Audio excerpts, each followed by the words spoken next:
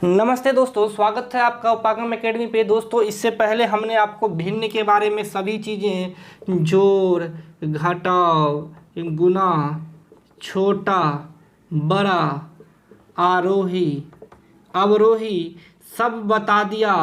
अब दोस्तों, कभी कभी एग्जाम में पूछा जाता है क्या सर कि अगर कोई संख्या यानी कोई भिन्न है, मान लीजिए कि सर कोई भिन्न है 1/2, पूछा जाता है कि वह भिन्न और उसके व्युत्क्रम यानी कि 2 उल्टा का जोड़ क्या होगा, ये एग्जाम में पूछा जाता है। या कभी कभी क्वेश्चन दे देगा कि कोई भिन्न है और उस भिन्न का व्युत्क्रम यानी अपोजिट जो है और उसका जो जोड़ है वह कुछ दिया है। मान लीजिए कि 4.1/4 दे दिया, 4.1/4 दे दिया, तो आपसे पूछा जाएगा कि वह भिन्न क्या है।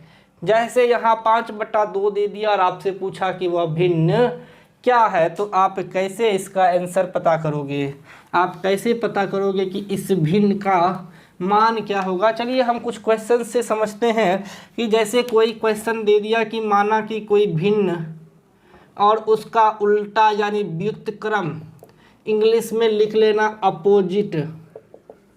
मान लो कि कोई भिन्न 3/4 है, तो इसका उल्टा क्या होगा सर? 4/3, यही ना उल्टा होगा। इसके व्युत्क्रम का योग दिया हुआ है सर 5.1/5।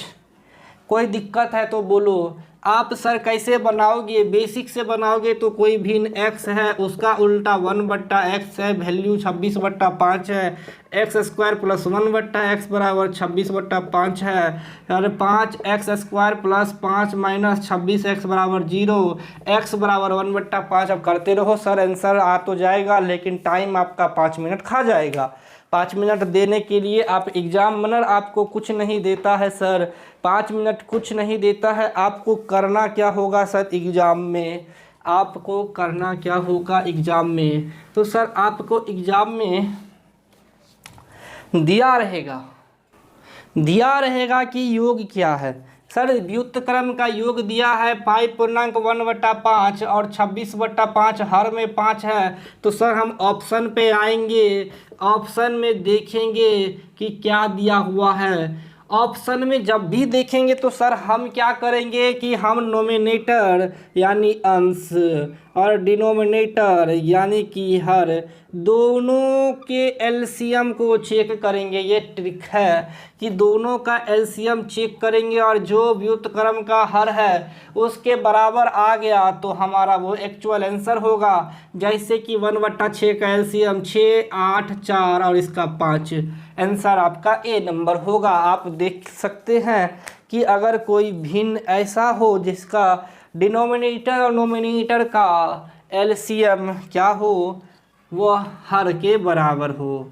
एक और एग्जाम्पल ले लो ताकि आपको आसानी से समझ में आए। जैसे दोस्तों दिया हुआ है कि एक भिन्न है और उसके उल्टा अपोजिट का योग दिया हुआ है सर, तो हमने हर में देखा 66, ऑप्शन में नोमिनेटर और डिनोमिनेटर में जिसका भी एलसीएम 66 होगा वो मेरा एक्चुअल आंसर होगा। सर आप करके देख लो, पहले इसको हल कर लेना, सब जगह ऑप्शन को हल कर लेना। 22, 10, 30, 32, 5, 37/22, इसका एलसीएम 66 कभी नहीं होगा। इसका सर 30, 33, 53/33, इसका भी एलसीएम कभी 66 नहीं होगा। 11, 5, 16/11, इसका भी नहीं होगा, लेकिन इसका होगा सर, हाँ इसका होगा। 11 और 6 का एलसीएम 66 होगा।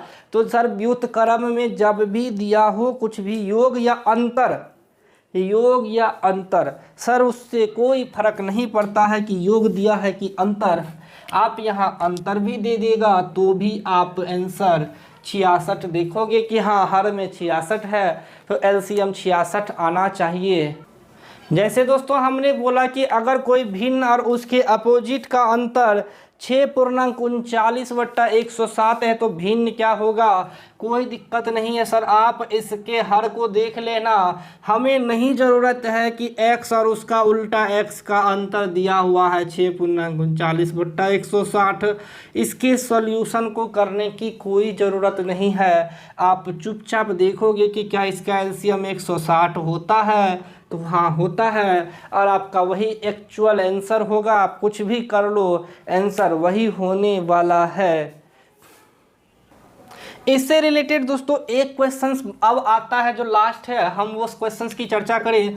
तो कहता है कि अगर कोई भिन्न है, ठीक है सर, कोई भिन्न है, ठीक है, उस भिन्न का अगर मान दिया है, मान लो कि कोई दो संख्या, भिन्न नहीं, कोई दो नंबर है, दो संख्या है जिसका योग दिया हुआ है सर, मान लीजिए कि कुछ भी मान लो 20, और गुणनफल दिया हुआ है सर, गुणनफल दिया हुआ है 91। पूछता है व्युत्क्रम का योग क्या होगा, व्युत्क्रम का योग क्या होगा। तो सर हमसे व्युत्क्रम मान लीजिए कोई संख्या a है, कोई संख्या b है, उसका जोड़ 20 है, हमसे पूछ रहा है कि उसके व्युत्क्रम का योग क्या होगा।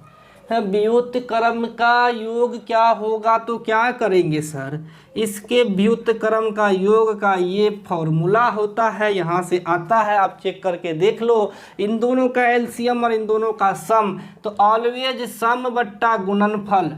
याद रखिएगा, अगर आपको अंतर भी दे देगा ना कुछ भी, तो अंतर बट्टा गुणनफल होता है।